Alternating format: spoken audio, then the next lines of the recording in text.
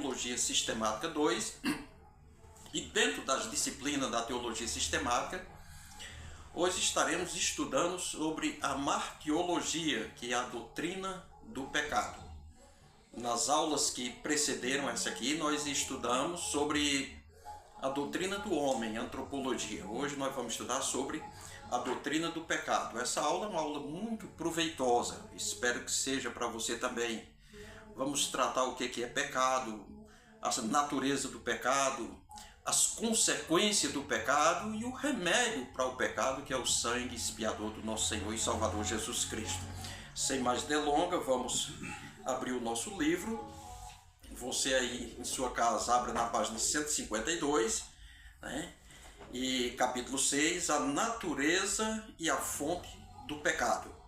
Pois bem, já que vamos falar sobre o pecado, primeiro vamos definir, não é, Gustavo, o que é pecado? O que é pecado? E aí eu dou uma definição etimológica. A palavra pecado no hebraico chatá ou no grego amartia significam ambas errar o alvo. Né? A palavra pecado significa errar o alvo. Dá a ideia de um arqueiro que tem um alvo, ele atira e erra. Né? E erra. Então, partindo desse pressuposto, o arqueiro que ele erra o alvo, não importa a que distância ele errou, ele não ganha o prêmio. Não importa se ele errou 1 milímetro, 1 centímetro, 1 metro, ele não recebe o prêmio. Dessa sorte, o que eu estou querendo dizer? Que não existe pecado grande. Não existe pecado pequeno. Pecado é pecado, errou o alvo. Porém, na teologia bíblica, a palavra errar o alvo aqui tem um sentido conotativo diferente. Né? Porque o arqueiro, ele erra o alvo não intencional. Na verdade, a intenção dele era acertar para receber o prêmio. Já no caso da teologia, a palavra errar o alvo é errar o alvo intencionalmente. Ou seja, o alvo está na frente dele e ele propositalmente acerta outro alvo. O que eu quero dizer com isso? Significa que Deus tem um alvo para a minha vida e propositalmente eu erro e miro em outro alvo. O alvo de Deus é que eu tenha uma vida justa, mas eu miro um alvo onde vou viver uma vida ímpia. O alvo de Deus é que eu tenha uma vida reta, santa, e eu propositalmente procuro uma vida profana. Né? Então, tratando sobre essa questão, o que é pecado significa errar o alvo. A fonte do pecado, né? Quem é a origem do pecado? Muitos dizem, é Deus ou o diabo? Né? De onde se originou o pecado? Né? Alguns aventuram dizer que é Deus. Outros dizem, não foi o diabo, mas Deus foi quem criou ele. Quando olhamos para a palavra de Deus, no livro de Ezequiel, capítulo 28, versículo 15, Deus fez o diabo perfeito. Né? Então, o texto lá de Ezequiel 28:15 diz, perfeito era nos teus caminhos, desde o dia em que foste criado até que se achou iniquidade em ti. Então, Deus fez ele perfeito e ele voluntariamente optou para viver uma vida de iniquidade. É que nem o seu pai e sua mãe lhe colocou você no mundo e você, por vontade própria, resolveu ser um médico, resolveu ser um advogado, um corretor, um comerciante. Seu pai não colocou um comerciante no mundo, ele colocou um filho. E você, por opção, é isso que você é. Então já vimos o que é pecado, qual é a definição, errar o alvo. Seja no hebraico chatá, seja no grego amartia. É claro que no hebraico, quando eu estudei na FATAD em 2007, o Jales Barbosa, que ele citava 22 palavras no hebraico para pecado. Aqui o comentarista nos informa que são cerca de 50 palavras que denotam cada tipo de pecado. Por exemplo, o pecado de sedução, a palavra hebraica para ele é avon. Né? Combina, né, com o cosmético que tem, pecado de sedução. Porém, chatá, ele cobre toda espécie de pecado. Então, no hebraico é chatá e no grego amartia, significa errar o alvo. Nós já vimos a fonte do pecado, que é o diabo, né? A realidade universal do pecado. Ou seja, o que eu quero dizer com isso? Que o pecado é real. Ele não é uma utopia, ele não é um mito e é uma realidade universal. O pecado não é um assunto agradável, né? Falar de pecado não é um assunto divertido, mas é real e a Bíblia não esconde, né? A Bíblia não esconde. A Bíblia fala mais em pecado do que na própria vida pura. A Bíblia fala mais em pecado do que em santidade. A Bíblia fala mais em pecado do que em amor. A palavra amor está estampada nas páginas da Bíblia 529 vezes. A palavra pecado, dependendo da versão bíblica que você usa, está estampada 931 vezes. Se você usar a Bíblia NVI. Se você usar King James, 750 vezes. 749 vezes. Então, a palavra pecado, ela está mais estampada nas páginas da Bíblia do que santo. Santo está 677 vezes na página da Bíblia. Então, a palavra pecado está na Bíblia do Gênesis ao Apocalipse. Só no Antigo Testamento aparece 522 vezes só com o termo chatá. Só com o termo chatá. Em toda a Bíblia, eu repito, 931 vezes for na versão NVI. O pecado está por toda a Bíblia. Só não existe pecado na Bíblia, Gustavo, os 2 primeiros capítulos e os 2 últimos. Os 2 primeiros que o pecado ainda não tinha entrado. Os 2 últimos porque o pecado já saiu, está na eternidade. A primeira menção de pecado na Bíblia está em Gênesis 4:7, quando Deus fala com Caim. Se fizeres bem, não é certo que serás aceito. Se não fizeres o bem, o pecado já aporta, e sobre ti será o desejo do teu coração, mas sobre ele dominará. A primeira menção de pecado está em Gênesis 4:7. A última menção de pecado está em Apocalipse 18:5, quando fala da queda de Babilônia.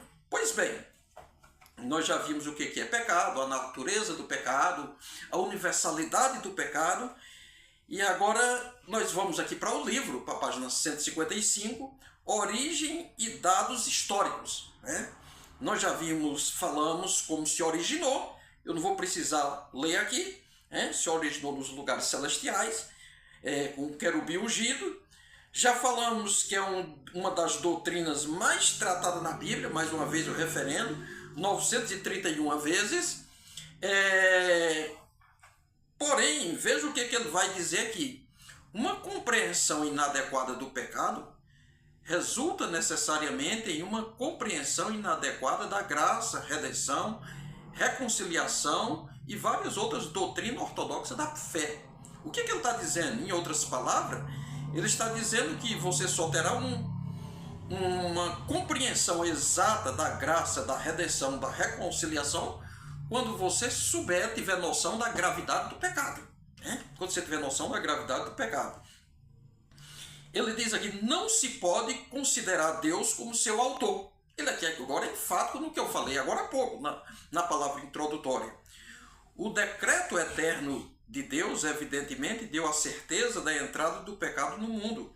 Mas não se pode interpretar isso de modo que faça de Deus como causa do pecado, no sentido de ser ele o seu responsável. Não. Ele está dizendo, Deus foi quem decretou o que era pecado e não era. Foi ele que criou aquele que originou o pecado, mas ele não é a causa do pecado. Esta ideia é claramente excluída pelas Escrituras. A Bíblia não diz em lugar nenhum que Deus é a causa do pecado. Ele cita aqui Jó 34:10. Longe de Deus o praticar perversidade e do Todo-Poderoso cometer injustiça. Jó diz que é longe de Deus de praticar perversidade ou cometer injustiça. Ele é santo, e aí ele cita Isaías 6:3, os serafins dizendo santo, santo, santo, santo é o Senhor dos Exércitos. Como é que alguém santo, que abomina a injustiça poderia ser a causa do pecado? Absolutamente não há falta de retidão nele. E aí ele cita Tiago 1,13 e diz, ele não pode ser tentado pelo mal e ele próprio a ninguém tenta. Tiago diz que ninguém seja tentado e que foi tentado por Deus, porque Deus não tenta ninguém, não pode ser tentado pelo mal. Ele positivamente odeia o pecado, e eu vou mais longe. Nós temos uma concepção errada que diz que Deus odeia o pecado, mas ama o pecador, mas eu mostro na Escritura que ele odeia o pecado e o pecador que vive conscientemente na prática do pecado. Agora, independente do nível que ele esteja pecado. Quando ele decide voltar para Deus, ele abre os braços. Mas ele tanto odeia o pecado como odeia o pecador, e tem muitas referências. Por isso, não poderá ser considerado como o autor do pecado. O pecado originou-se no mundo angélico, ou seja, no mundo angelical, né? Eu falei da origem do pecado há pouco, se foi em Satanás, agora eu estava dizendo a origem geográfica, né? No mundo angelical. A Bíblia nos ensina que na tentativa de investigar a origem do pecado, devemos retornar à queda do homem na descrição de Gênesis 3 e fixar atenção em algo que se sucedeu no mundo angélico. Quando falamos na queda, quando falamos em pecado, logo a gente já imagina Gênesis 3, né? Mas na verdade ali o pecado de Adão foi muito posterior à origem do pecado, né? A origem do pecado teve suas origens nas mansões celestiais, né? Há centenas ou milhões de anos antes da queda de Adão. A data certa ninguém sabe, né? Deus criou um grande número de anjos, e estes eram todos bons quando saíram das mãos do Criador. Deus não fez demônio, Deus não criou Lúcifer, né? A Bíblia diz em Gênesis 1:31 que Deus viu que tudo quanto tinha feito era o quê? Muito, muito bom. Mas ocorreu uma queda no mundo angelical, queda na qual legiões de anjos se apartaram de Deus, né? Houve uma rebelião, isso a Bíblia não esconde. Diz até que foi uma terça parte aderiu a Satanás, né? Com essa rebelião. A ocasião exata da queda não é indicada. Isso aí é especulação teológica, a gente dizer. Foi na eternidade passada. Mas em João 8,44, Jesus fala do diabo como assassino desde o princípio. Em 1 João 3,8, ele diz que o diabo peca desde o princípio. Em João 8,44, ele diz que o diabo é o pai da mentira porque vive pecando desde o princípio. Em 1 João 3,8, ele diz que o diabo peca desde o princípio. Agora, não presuma você que esse princípio era na eternidade passada. Não se esqueça que a Bíblia diz: perfeito era nos teus caminhos, até que se encontrou iniquidade em ti. Ou seja, Deus não tolera o pecado. Ele era perfeito no dia que se achou iniquidade. Deus pode até tolerar pecado contra a sua santidade, mas ele não tolera pecado contra a sua autoridade, né? Contra a sua autoridade. A opinião é a de que a expressão Kaiarche significa que desde o começo da história do mundo, do homem, quando diz que ele peca desde o princípio, não é que ele peca desde quando foi criado, Satanás. Ele peca desde da criação do homem, né? Da exortação de Paulo a Timóteo a que nenhum neófito fosse bispo, né? Paulo diz: convém que o bispo seja irrepreensível e não neófito, para que não se ensoberbeça e caia no laço do diabo. Para não suceder que ensoberbeça e incorra na condenação do diabo, podemos concluir com toda probabilidade que o pecado, que foi o pecado do orgulho, o desejo de ser como Deus, em poder e autoridade, a razão da queda dele. Ele está dizendo, baseado nesse texto que Paulo disse a Timóteo, que ele não ordenasse pessoa nova demais na fé ao ministério, para que ele não se empolgasse e caísse laço do diabo. Ele disse, baseado nisso, baseado também em Isaías 14. Né? Isaías 14, ele disse: eu estabelecerei a minha morada ao norte, mais alto, e serei semelhante ao Altíssimo. Veja que o orgulho, o desejo de ser igual ou maior do que Deus foi a causa, né? E até hoje está sendo a causa da queda de muitas pessoas dentro da igreja. O orgulho. Eu tenho muito cuidado com pessoas com elogios baratos. Isso é muito perigoso, né? Isso é muito perigoso. A origem do pecado na raça humana. Nós já vimos a origem do pecado na eternidade passada. Agora ele vai mostrar o pecado na raça humana aqui na Terra. Com respeito à origem do pecado na história da humanidade, a Bíblia ensina que ele teve início com a transgressão de Adão no paraíso e, portanto, com um ato perfeitamente voluntário da parte do homem. Está dizendo que Adão tinha toda a probabilidade de dizer não à proposta do diabo, né? Adão e Eva tinham. Muito mais fácil era para eles resistir, Gustavo, do que nós hoje. A natureza deles não era caída que nem a nossa. Então foi um ato deliberado dele. O tentador veio do mundo dos espíritos com a sugestão de que o homem, colocando-se em oposição a Deus, poderia se tornar igual a Deus. Olha, o desejo de poder. Adão se rendeu à tentação e cometeu o primeiro pecado, comendo do fruto proibido, mas com esse primeiro pecado Adão passou a ser escravo do pecado. A proposta do diabo era para ele ser livre, pelo não depender de Deus, e ao comer tornou-se foi escravo. A proposta do diabo era para ele ser igual a Deus, enxergar longe, ele foi cego espiritualmente. Foi cego espiritualmente. Esse pecado trouxe consigo a corrupção permanente que dada a solidariedade da raça humana, teria efeito não somente sobre Adão, mas sobre todos os seus descendentes. Ou seja, o pecado de Adão se estendeu a toda a raça humana, do mamano ao caducano, de norte ao sul, o africano, o asiático. Hoje a pessoa, para nascer e ir para o inferno, basta não fazer nada. Dessa fonte não santa, o pecado flui uma corrente impura, passando para todas as gerações de homens, corrompendo tudo e todos com que entra em contato. Como diz Paulo aos Romanos, assim como o pecado entrou pelo homem, desse homem passou a todos. Aqui ele convida a analisar sobre a natureza do primeiro pecado ou queda do homem. A natureza. Pode-se dizer, numa perspectiva puramente formal, o primeiro pecado do homem consistiu em comer da árvore do fruto do conhecimento do bem e do mal. Está dizendo que, de uma forma formal, foi isso. As implicações, a gente sabe, são muito mais sérias do que isso. Não sabemos que espécie de árvore era. As pessoas, os filmes dizem que é maçã, mas a Bíblia não diz. Isso também não vê o caso.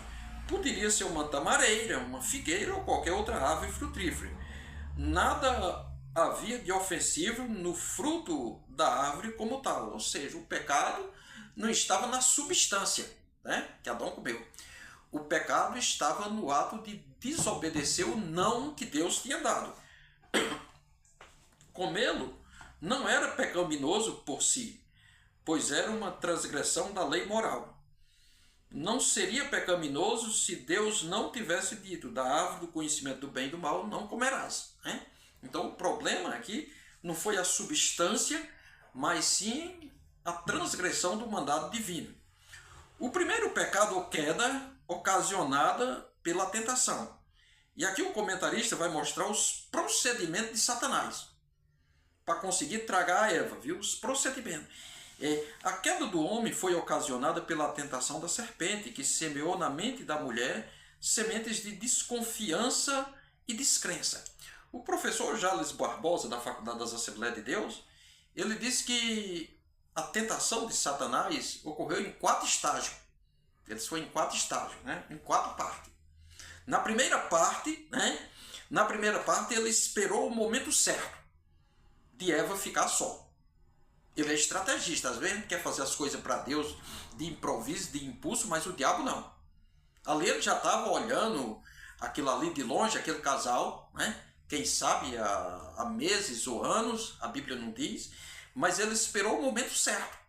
Eva com certeza era companheira de Adão, não se largava dele, mas em algum momento que Adão vai cuidar das atividades, lavrar a terra, outra coisa, ele esperou o momento certo de agir. É muito perigoso, preste atenção no que eu vou falar, quando nós estamos a sós. São nesses momentos que nascem os pensamentos, as cobiças, aquilo que não deve, que não agrada a Deus. Ele esperou o momento certo. O segundo passo da tentação, ele fingiu não conhecer a ordem que Deus tinha dado. Ele fingiu. Ele disse: como é que é esse negócio mesmo? É verdade que Deus disse que de nenhuma árvore pode comer? Será que ele não sabia?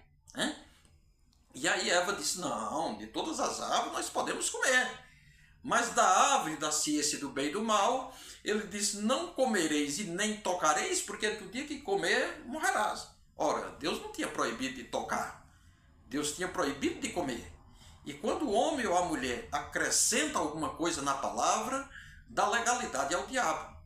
Eu às vezes falo para meus alunos, onde a gente prega, congrega, é muito perigoso pessoa que quer ser santa demais e acrescentar alguma coisa à Bíblia, né? Quando ela saiu do propósito da palavra, deu vez para o inimigo, né? Então, no primeiro estágio, ele esperou o momento certo. No segundo estágio, ele fingiu não saber o que o Senhor tinha ordenado. No terceiro estágio, ele colocou dúvida no coração da mulher. Ele disse, certamente não morrereis. Tá? Presta atenção, Deus tinha dito que eles morriam. Mas ele disse, certamente não morrereis. Ele colocou dúvida e Eva disse, espera aí, quem é que está com a verdade?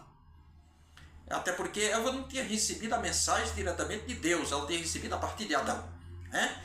Então ela não tinha aquela coisa latente que nem Adão, e o diabo sabia muito bem isso, né? Uma coisa é você conhecer Deus de experimentar, outra coisa é conhecer de ouvir falar por boca dos outros, né?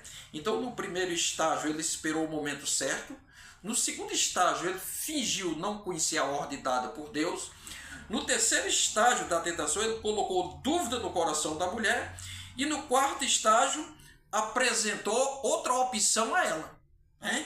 A opção de ser como Deus. Ele disse, não, vocês não vão morrer, é porque Deus sabe que no dia que vocês comerem, vocês serão igual a Ele, conhecendo o bem e o mal. Então, diante dessa proposta, dessa vontade de ser igual a Deus, e disse que o fruto era precioso, Eva acabou comendo e levando para o seu marido. As pessoas falam, e isso é fato, que aquilo que é proibido parece que tem uma química que chama mais atenção, né? Na vida conjugal, eu tenho observado homens, mulheres, às vezes que deixam uma esposa linda dentro de casa, às vezes com necessidade física dele, e vai procurar uma na rua que não era digna nem de lavar os pés daquela mulher que ele tinha, né? Então, o ser humano, ele parece que ele tem assim, um fetiche por as coisas proibidas, né? Pelas coisas proibidas. Então, nós já vimos o estágio da tentação, a interpretação da tentação. Frequentemente tentativas têm sido feitas e continua sendo feita para explicar a queda, negando-lhe o caráter histórico. Irmãos, isso é lamentável, mas dentro da igreja, muitas correntes teológicas, muitos teólogos que construíram o nome, negam a veracidade do Jardim do Éden, né? Negam a veracidade de Adão e Eva. Alguns acham que de toda a narrativa de Gênesis 3 é uma alegoria. Veja bem, uma alegoria.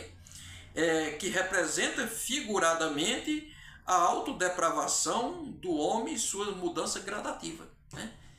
E aí ele vai citar, pasme, vai citar aqui Karl Barth.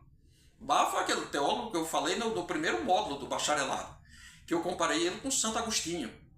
Agostinho como um teólogo católico que é admirado por ortodoxos e protestantes. Barth, um teólogo protestante que é admirado por católicos e ortodoxos. Ele vai dizer aqui que Karl Barth considera a narrativa do estado original da queda do homem como um mito. Olha, como um mito. Para ele, tanto a criação quanto a queda pertence não à história, mas ao que denominamos de subhistória. Eu estou dizendo uma história para boi dormir, né? Ele quer dizer. E daí ambos são igualmente incompreensíveis. E aí, segundo Barth, o paraíso não é uma certa localidade que podemos assinalar, mas existe onde Deus é Senhor do homem e das demais criaturas que lhe são sujeitas voluntariamente. Aqui ele está falando uma coisa certa, que nós podemos fazer do paraíso qualquer lugar, né? Em qualquer lugar que esteja alguém buscando a Deus com fidelidade, encontra, e pode ser um paraíso mesmo numa casa simples como essa. Agora, isso não exclui a veracidade do paraíso lá do Éden, né? Lá do Éden. O paraíso do passado está além dos limites da história, diz Barth, né? Outros são mais flexíveis, mas veja o que ele diz. Outros que não negam o caráter histórico da narrativa de Gênesis afirmam que pelo menos a serpente não deve ser considerada como um animal literal, mas apenas como um nome ou símbolo da cobiça, do desejo sexual, do raciocínio pecaminoso ou de Satanás. Esse grupo aqui diz que existiu Adão, diz que existiu Eva, diz que existiu o paraíso, mas diz que a serpente nós não podemos ter como animal literal, mas que representa desejos, raciocínio pecaminoso. Ainda outros asseveram que, para dizer no mínimo o falar da serpente, deve ser entendido como figuradamente. Esses aqui creem que existiu o paraíso, que está Adão, Eva, que tinha uma serpente, só que não crê que a serpente falou. Hein? Mas todas essas interpretações e outras semelhantes são insustentáveis à luz da Escritura. Por quê? Porque se a Bíblia dissesse só em Gênesis 3, isso para mim já era suficiente. Mas o comentarista aqui ele cita 12 passagens seguidas uma a outra que fala da queda no livro de Romanos, em Isaías, em 1 Coríntios, em 2 Coríntios, em 1 Timóteo. Então nós não estamos falando de um lugar, uma utopia fictício. Né? A natureza do pecado. Né? E aqui ele vai falar as mentiras do pecado, né? Nesse capítulo.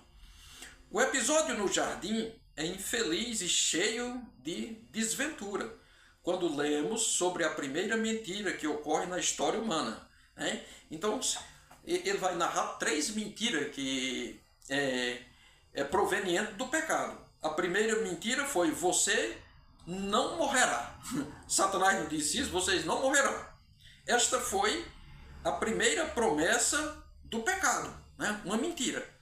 A segunda mentira que o pecado prometeu foi: seus olhos serão abertos, vocês serão igual a Deus. Ora, Paulo diz exatamente ao contrário. O Deus desse século cegou o entendimento dos incrédulos. A pessoa, quando está longe de Deus e perto do diabo, ele fica cego espiritualmente.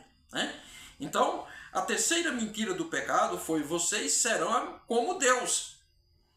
Mais do que qualquer outra coisa, a entrada do pecado na história humana começou com um desejo de autonomia. O homem queria liberdade. Né? Esse desejo de autonomia, de não ser sujeito a ninguém, tem destruído muitos casamentos. Né? Eu já vi mulher bem casada, pelo menos do ponto de vista da gente, dizia que ia sair de casa, que não dava conta de viver só cuidando de menino, lavando roupa para homem. Né? Do mesmo modo, já vi pais de família fazer isso. Tudo em busca de liberdade, só que no caso de Adão, a liberdade que ele encontrou foi a escravidão. Né? Foi a escravidão. E agora, prosseguindo sobre a natureza do pecado, ele diz: o pecado é uma lei que existe dentro dos nossos membros. Veja, ele não diz que o pecado é uma tentação, um desejo, é uma lei. Né? Olha, uma lei que impera. Paulo ensina explicitamente, tanto em Romanos 7, isso faz do pecado uma realidade inelutável em nossas vidas. Romanos 7, 22 e 23, ele diz: porque como homem interior, eu tenho prazer na lei de Deus, mas vejo nos meus membros outra lei que batalha contra a lei do meu entendimento, a lei do pecado. E ele diz: miserável homem que sou. Então o pecado é uma lei que existe dentro dos nossos membros. O pecado é uma inclinação interior. Pecado não é simplesmente um ato errado, mas também pecaminosidade.